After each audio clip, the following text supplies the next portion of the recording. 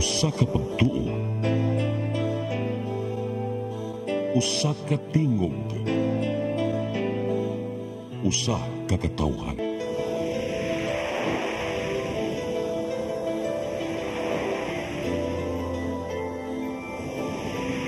Cebu Catholic Television Network.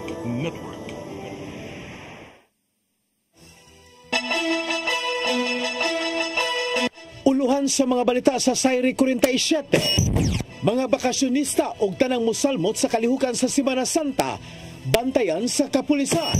40 ka mga balay gilamoy sa kayo sa managlaing sunog dinhi sa Sugbo. Konsehal sa lungsod sa Katmon, Cebu, nakit-ang patay sa kusina sa ilang bahay. 43 anyos nga construction worker na kuryentehan dito sa Lapu-Lapu na angol. Sugbo, Kabisayan ug Mindanao, Pilipinas ug katawhan kutos maabot sa tong Sibya sa tibuok kalibutan mayong hapon. Live kita karon sa CCTN Channel 47 ug kini ang tulumanon sa nagunang kasayuran nga angay natong masayran. Sa nga ni Attorney Danica Caballes, ako si Dennis Tabar ug kini ang Sayri 47.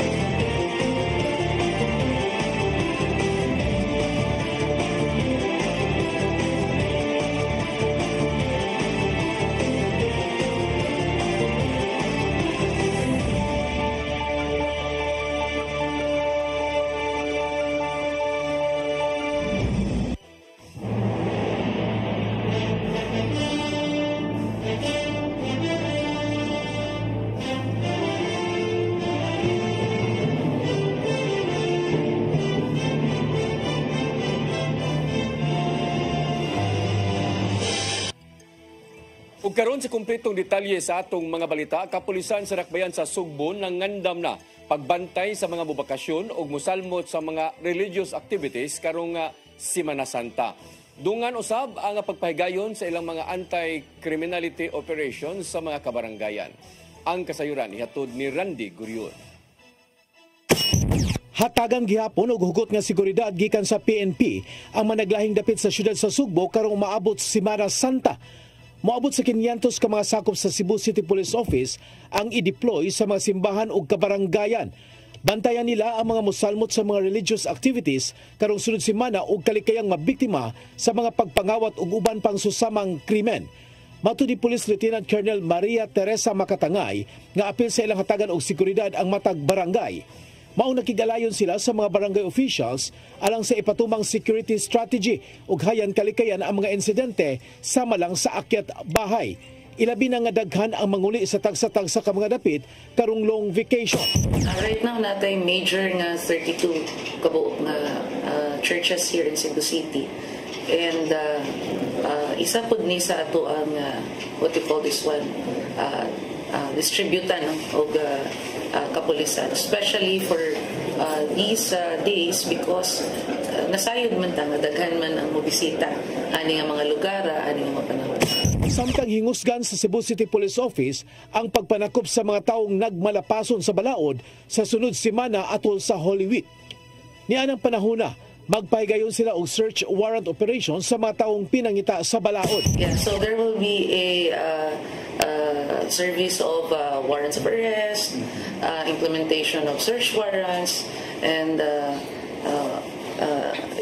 those related to our anti-criminality strategies. Yes, that is to prevent from unscrupulous individuals from planning to conduct any what we call this one, criminalities here in the city during those days. Nauman sa publiko ang tibuok pwersa nga pagresponde sa mga sakop sa kapulisan sa syudad sa Sugbo tungod kay kansilado ang ilang scheduled leave atol sa Semana Santa. Randy Gurion, CCTN News. 40 ka mga panimay gilamoy sa kayo sa managlahing sunog nga milabay nga weekend sa managlahing dapit dinhi sa Sugbo. Dali hinuon nga giatiman sa LGU ang mga apektadong residente. Ang kasayuran ihatod ni Gian Navarro. Daling girespondehan sa mga kabomberohan ang dakong sunog nga miigo niadtong Sabado sa hapon sa Barangay Inayawan, syudad sa Sugbo. Pasado alas 2 hapon sa ding niabot ang mga bumbero, human na dawat ang maong alarma. Apan, isa ka kini kadugayan ngadto sa first alarm. Tungod kay hinimo man sa light materials ug sa kakusog sa hangin, dali kining mikaylap ngadto sa mga silingang balay. Nahunong kadali ang pag-relax ning silingan human nakabaho sa bagang aso. Wa ko kay ba kung unsa gay sinungdan mo to nikuan sa gusa mo nagkuan ko sa mo ang mga gamit sa gyakor pud usa. O koy uban. Nga baga na gyud. Baga lagi asa. Nya ko timing ko jud kusog kay hangin padong pag diri. Maong nagdali-dali na lang kining silingan sa pagsalbar sa ilang mga gamit, ilabi na ang ilang mga dokumento.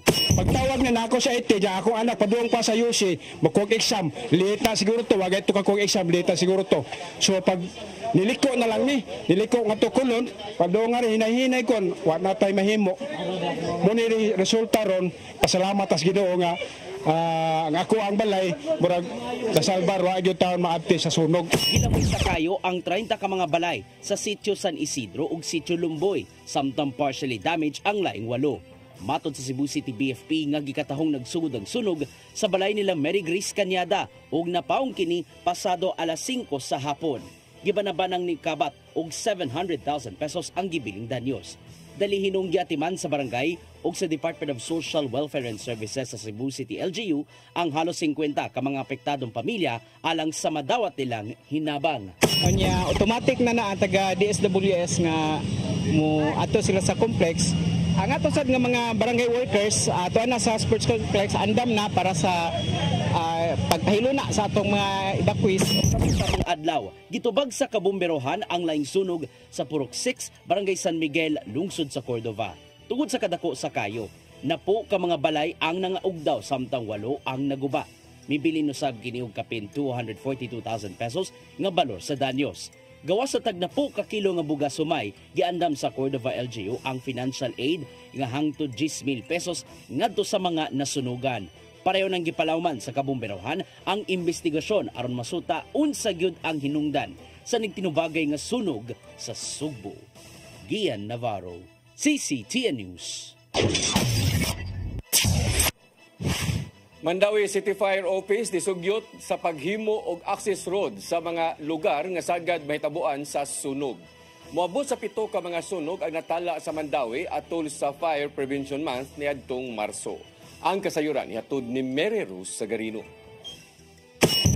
Mas daghan ang natala nga sunog sa syudad sa Mandawi ato sa Fire Prevention Month karong tuiga itandi sa miaging tuig. Sa datos sa Mandawi City Fire Office, samtang unom ni adtong Marso miaging tuig. Moabot sa kapin 5 milyones pesos ang danyo sa 7 ka sunog miaging buwan. Diin sagad miigo sa mga panimay. Samtang anaalang sa 1 ka milyon ka pesos ang kinatibuk ang danyo sa susamang buwan miaging tuig. Sagad sa hinungdan sa sunog ang problema sa linya sa kuryente. Ang maong datos ang gipresentar ni Chief Inspector Arnel Abella, ang City Fire Marshal ato sa sesyon sa konseho kaganinang buntag. Pagpangutana kaniya kabahin sa mga nahitabo pagtapos sa Fire Prevention Month sa Marso. Sa pagpangutana sa konseho kung unsa ang matabang sa syudad, gihangyo niini nga mabutangan og access road ang lugar sagad masunugan aron masayon nga makaresponde. Gibutyag ni Abella nga ang hagipot nga agianan ang sagad sa ilang hagit nga masinati kung adunay sunog. Atong mga responders kay gamay kayo sa lisod kay sudlon. Actually ang isa ka fire truck nga nato katong Cebu City nga fire truck ni response ato dire niabot sila 22 ka hose. So ana sa kalayo kay very inaccessible gyud ang mga roads. Gikonsidera kini sa syudad lakip na ang pagpatuman og reblocking sa mga panimay. Prevent jud nga apil na po na ang reblocking ato kung gi-advocate, especially kung iling lang yun ang mga residente, no? Pero that will involve na isibog ang ilang mga bahay. Nagyo ba na mawadaan kay mahimo mangdan. Sa pagkakaroon, ang Mandawi City Fire Office kanunay nag-groving o nagpahigayon og education campaign kabahin sa fire safety. Focus na sa prevention. So, ang kuha nato is mahimo good fire safety conscious ang publiko. Kay once man good na fire safety conscious ka, pag uli nimo sa balay, mamping gyud ka nga hindi gyud masunog ang imong balay. Nagpadayon usab ang syudad og pagpanghatag og tag-usa ka gatos ka fire extinguisher sa matag barangay. Mary Rose Sagarino, CCTN News. kagamhanan sa syudad sa Mandawi nagpadayon sa investigasyon pagtino kung kinsa ang responsable sa namatay nga 6 anyos nga bata na tumbahan sa buli sa Barangay Ibabaw Estancia. Samtang nagplano usab sila magpatabang og third-party contractor aron sa pagputol sa mga peligro nga kahoy. Ang kasayuran ni hatod pagbalik ni Mary Rose Sagarino. Nagpadayon ang investigasyon sa syudad sa Mandawi sa pagtino kung kinsa ang sadaan sa wala pagtubag sa suwat sa pagputol sa kahoy sa Barangay Ibabaw Estancia nga niresulta sa pagkamatay sa 6 anyos nga batang lalaki ni adtong Martes. Ang investigasyon gihimo sa composite team nga gilangkuban sa representante gikan sa City Mayor's Office, City Administrator's Office ug City Legal Office. Sila nagpahigayon og interview ug nagkolekta sa mga gikinahanglan nga dokumento sa mga nalambigit nga buhatan. So be making recommendations after all of the interviews nila sa investigation. So I think una nila ang DRRM, and then they also have scheduled this week sa several offices po involved. Senro for one. Bisan pa man sa investigasyon, magpadayon ang operasyon sa mga nalambigit nga buhatan. Niadtong Sabado, ang City Disaster Risk Reduction Management Office niputol sa tapad nga buli nga nakapatay sa 6 anyos nga batang lalaki sa Barangay Ibabaw Estancia. Giangko ni Kalipayan nga aduna pay daghan nga pending request sa pagputol sa peligro nga mga kahoy. Aron mas mapadali ang pag-aksyon, gitan-aw karon sa syudad ang posibilidad nga magpatabang og third party nga kontraktor. Kini aron usab adunay maka-inspeksyon nga eksperto nga masuta ang kondisyon sa kahoy kung patay na ba kini o dili. Sourcing out the service for this kay actually dili ni sayon ang pagtutulog buli labi pag ipalibutan ni siya ang mga properties o structures no kay una sa tanan ang buli at kayo na sa tanan o ang dense kayo na sa mga kahoy o kanang taas kayo. So may possibility ng damage na property or sometimes may even result to injury sa not just sa mga tao sa palibot pero even sa mga nagputol. Sa kasamtangan ang CDRMO ang gitahasan sa pagputol sa peligro nga kahoy. Matud ni Kalipayan nga naguba ang boom truck sa CDRMO nga gamiton sa pagputol sa kahoy o giayo pa kini. Ang ladder truck una ang ilang gigamit sa pagkakaron. Mary Rose Sagarino, CCTN News. Gidepensahan sa Cebu City Transportation Office ang giingong kakuwang sa konsiderasyon sa ilang enforcer sa dihang gisitahan ng niaging modern jeep sa Dalan, Colon. Wala gikalipay sa mga nakakita sa CCTV video ang pagbadlong sa enforcer ngadto sa driver tungod lang sa pagpasakay sa usa ka person with disability sulod sa pedestrian area. Gipatawag ni CCTO Head Raquel Arce ang maong enforcer aron pagtataw niini ug naibaw-an nga nadugay sa pagpark ang modern jeep bisan og kapila nang na-green signal ang traffic light. Maong gimug-atan nilang nakalapas ang driver tungod sa paghunong sa lugar nga dili mahimong kanaugan o pasak-an og mga pasahero. Dugang pa ni Arce nga igo lang gibuhat sa enforcer ang iyang trabaho ug miauhag sa mga nakakita nga dili mohukom dayon kung wala kahibalo sa tibuok niyang storya.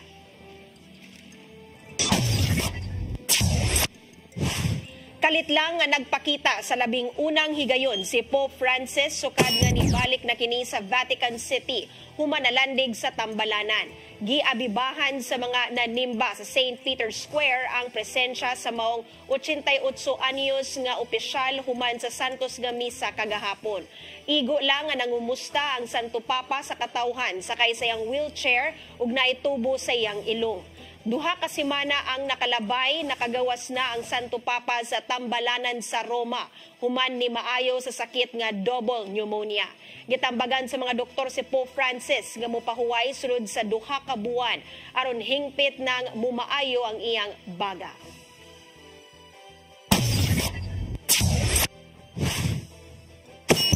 Mosunod, konsehal sa lungsod sa Katmon, Cebu, nakit ang patay sa kusina sa ilang bahay.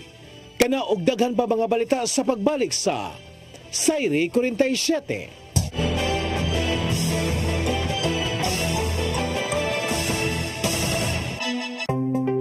Discover the beauty of the Philippines.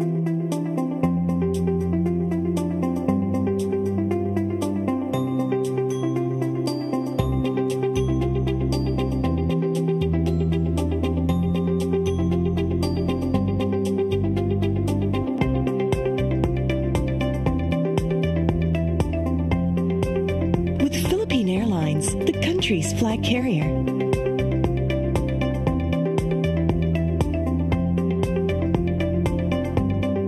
The airline that lets you feel the warmth of the nation.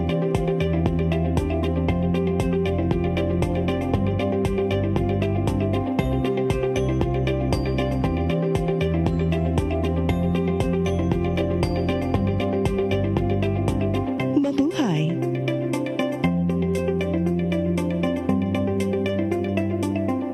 Kaiba sa mga politiko, matagal nang ginagawa ni Ariel Querubin ang ipaglaban tayo. Kahit sariling buhay inaalay. Ngayon, iba ang laban. Pero tuloy ang misyon ni Ariel Querubin, ang ipaglaban tayo. Kung medalya ang sukatan at hindi pera, si Ariel Querubin ang ating bayani na karapat-dapat sa Senado. Pag may Ariel Querubin sa Senado, may bayani tayo sigurado.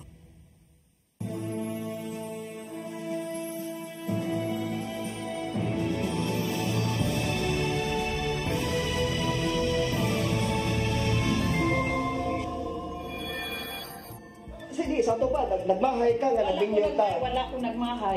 You want to eat now, madam? Where did you get this? Where? Madam! Sir, give me this one, madam. Let go, Tawa. No, madam, please. Please, I'm lazy, madam.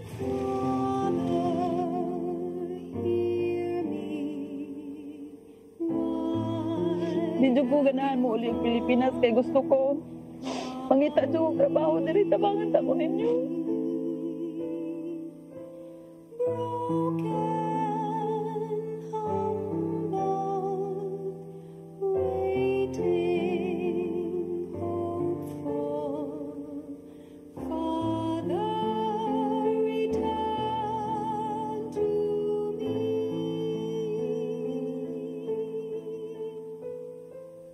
Wash me, my Lord, forgive me my sin.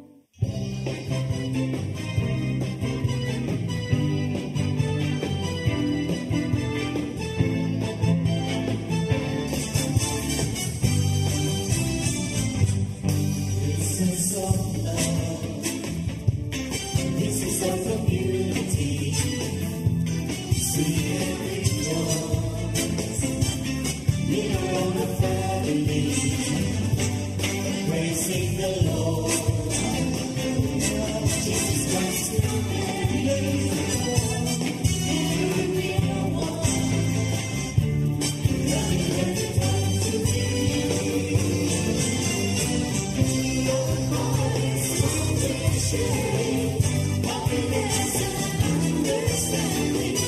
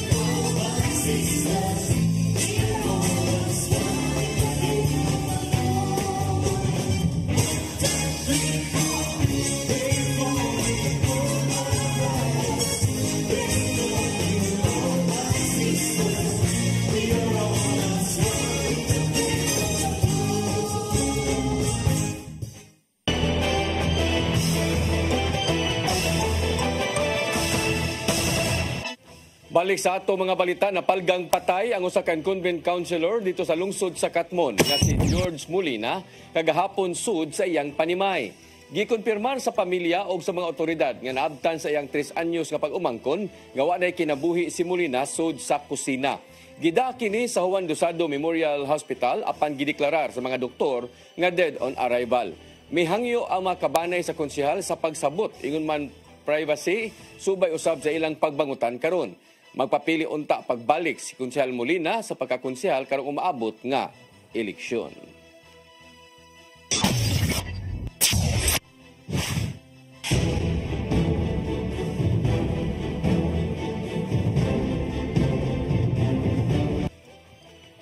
Pipila ka mga tinunan gikan sa managlahing kolehiyo sa Cebu City gipaubos sa voters education ug ACM demonstration gikan sa Commission on Elections. Gihagit nila ang mga batan-on nga ipalanog ang kamahinungdanon sa katungod sa pagbotar ngadto sa ilang palibot.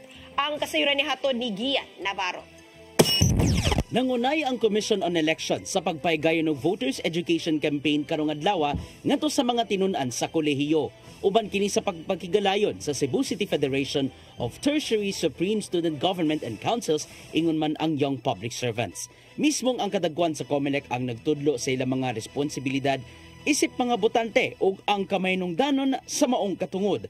Apil nini ang hands-on nga pagpagamit sa automated counting machines gikan sa Miro systems sa South Korea. Sa datos gikan sa COMELEC, anaa sa 63% ang voting population nga nagagikan sa mga millennials o Gen Z. Sila ang giatagan og hagit gikan sa COMELEC nga mao ang pag-impluwensya sa ubang age groups alang sa matarong nga eleksyon. Well, actually unang-una kailangan nating i-address di ba yung participation ng youth natin. Kung makikita natin di ba napakalaking portion ng ating botante ay youth. Usa sa mga hagit nga nakita sa mga batan-o ning panahona mao ang pagtumaw karon sa fake news. Alang sa presidente sa Federation sa mga Supreme Student Governments sa mga kolehiyo sa Sugbo, kinanan adunay saktong pagsuta kung asa ang tinuod ug asa ang bakak gikan sa mga gipangkatap ka impormasyon online. In order for those nga wala pa nato natarong educate, wala pay mga sakto nga impormasyon, kay ato ang makorek, atong matabangan ng atong isig ka Pilipino nga manulupyo dire sa ato ang nasod. Mongyagit sila sa COMELEC nga ipalanog pinagi silang social media kung unsay tinuod gikan sa mga sayop nga impormasyon. Samtang gilauman ni COMELEC 7 Director Francisco Pobe nga makahatag usabog impluwensya ang mga kapatan-unan kung unsa man ang ikaayo sa katilingban ning panahona.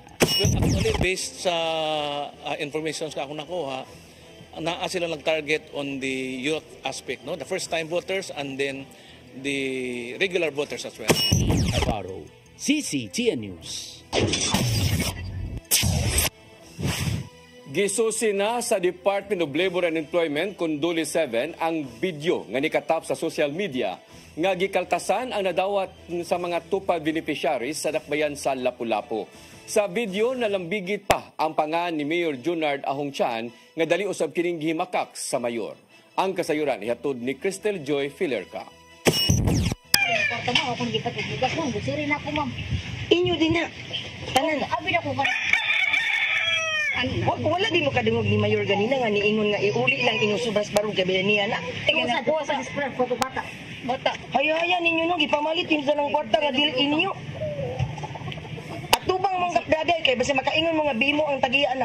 Ayaw din yung gamita ang kwarta nga dili inyo. Pasalamat pa gani mo gipabarog mo na mo 1.5. Wala yung mga tag ninyo 1.5 kita ang ganig piso. Saan na 1.5 sa tanan na nakadawat og pan kanang barog ra lagi na.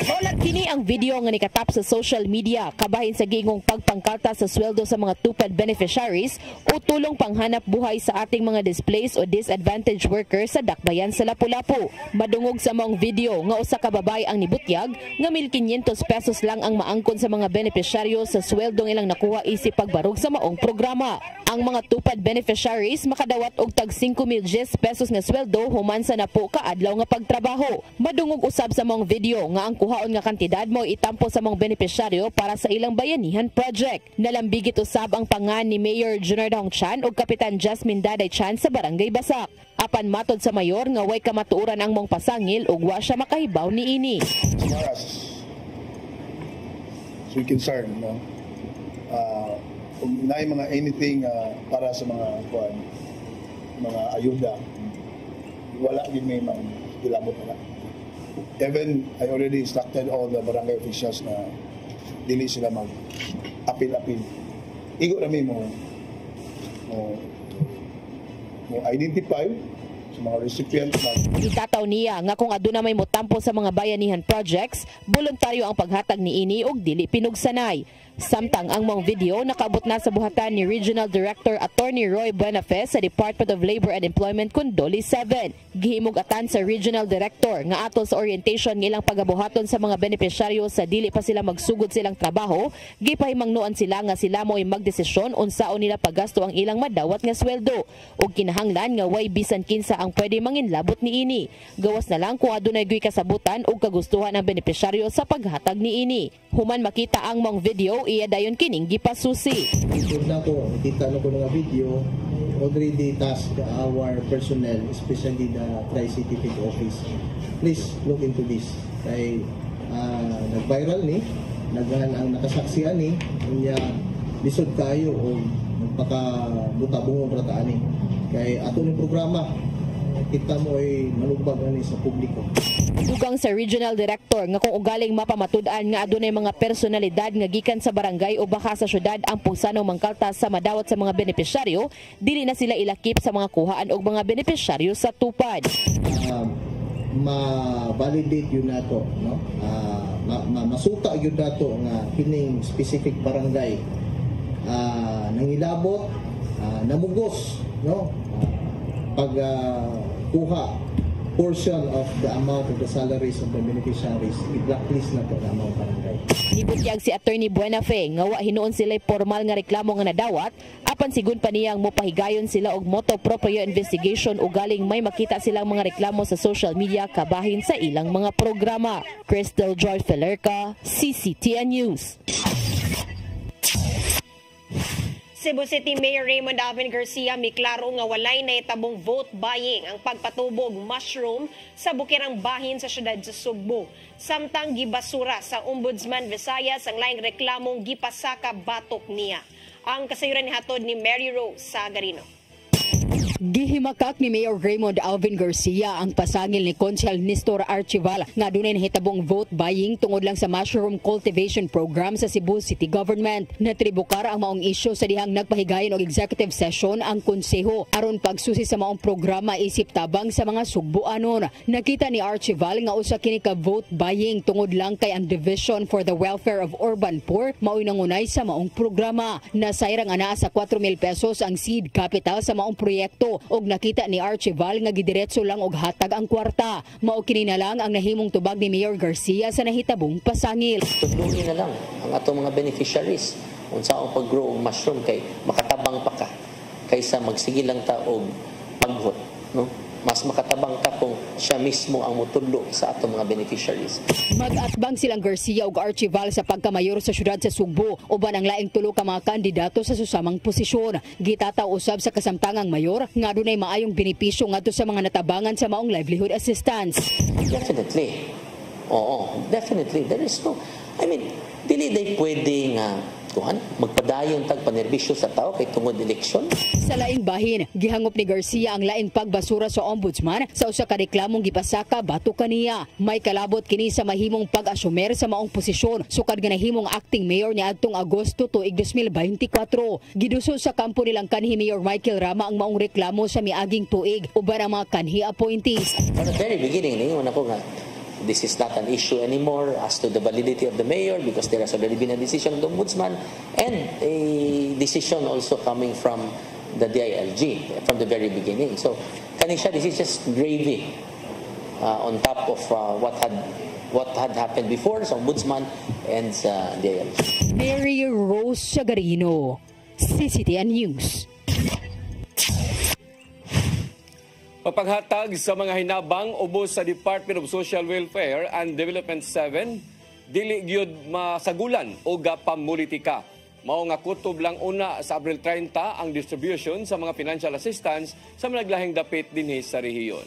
Ang kasayuran ihatod ni Gian Navarro. Hugtanong gibarugan sa Department of Social Welfare and Development 7 nga di gyud masagulan og politika ang pagpanghatag sa hinabang. Sa gipagawas nilang advisory sa nakalabay lang weekend, gihimug-atan nilang dili manginlabot sa bisan unsang kalihukan nga may labot na ang umaabot nga eleksyon. Apil sa mga gipanghatagan og exemption gikan sa COMELEC election ban kadtong 28 ka mga programa diin apil ang AIX ug AKAP. Matud di DSWD7 Director Shalane Marie Lucero nga kinahanglan masunod gyud sa mga balaod ug mandato gikan sa COMELEC ang distribution sa inabang ngadto sa mga kabus ug ubang anaa sa marginalized sector. Ang lang gipasabot nga para sa pagproteher sa DSWD o pagproteher sa ilaha pong mga plano, dili lang yun nila gamiton ang DSWD and of course hopefully other programs of the government. Aron kalikayan usab nga dili maamong sa kainit sa politika, kutob lang una sa Abril 30 ang pagpanghatag sa financial assistance. Ibalik ra hinuon kini inigliwas na sa eleksyon. They respect man our decision because they are fully aware of the COMELEC resolutions about campaigning using the programs of the government. Subay sa mong issue, mas gipahugta na sa DSWD7 ang pagbahanghatag og tabang ilabi na sa ayuda para sa kapos ang kita program kon AKAP. Matod sa gipagawas nilang direktiba sa miaging buwan, kutob lang yun sa mga nanarbaho nga ubos sa minimum wage ang maapil sa makadawat. Sa gihapon, kinalang masugdan ang pagpanghatag, inigbiya na sa kandidato sulod lang so sa kadapit. Sanglit gilikayan usab sa ahensya na di maapil sa pagpangampanya ang mga programa nila o dili mapasanginlan og vote buying. Maong gilauman sa DSWD7 ang tumang pagsabot gikan sa katawhan. Gian Navarro, CCTN News. Mosunod, 43 anyos nga construction worker na kuryentehan dito sa Lapu-Lapu na angol. Kanaog daghan pa mga balita sa pagbalik sa Sayri 47.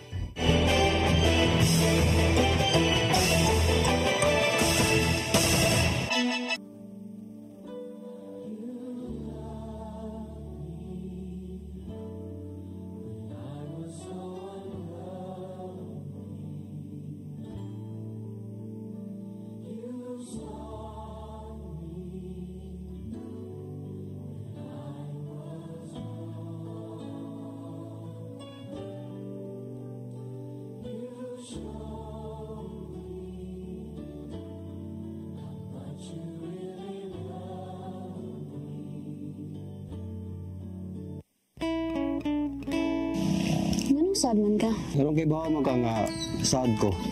Wala lang. Makita lang ako si Mao. Mananagan ba ako?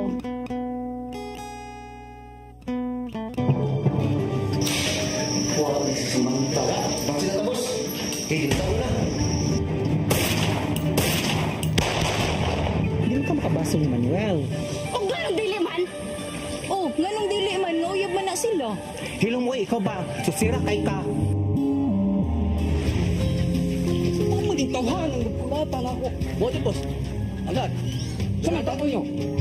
Kung man sayang pagbiya, kunya karon, mubalik siya. Ang mga magsay. Dili na kasama mo, ha? O siya ngay, wala siya ngay. Isa man sila. Imo na ba na? Kamatig na na daw. Nawayon ba ya? Hindi susbiyag.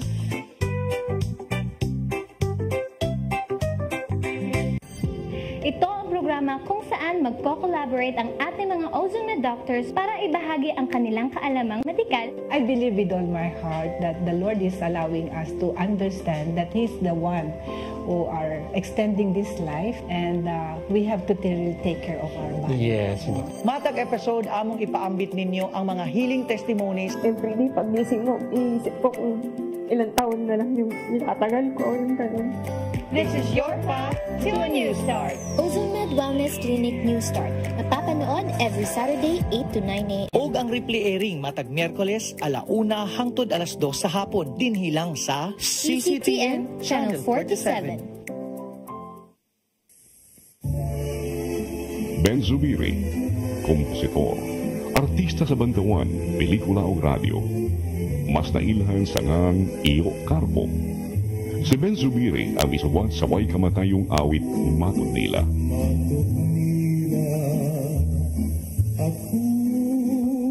Alang sa uban, ang Matud Nila usa ka cultural anthem sa mga Cebuano. Kawa sa matod nila, si Ben Zubiri usab ang misuwag sa mga immortal nga awit sama sa ikaduhang bathala. Alma Bonita, ang palad ng buot, gugmang gibati ko, pasayawa ko dahi. Si Ben Zubiri namatay niya atong 1969. Apan ang iyangan, buhi kanunay sa kasing-kasing sa mga taong padayong nag-awit sa iyang mga komposisyon. Ben Zubiri, garbo sa Sugbo. Sugbo ano ni?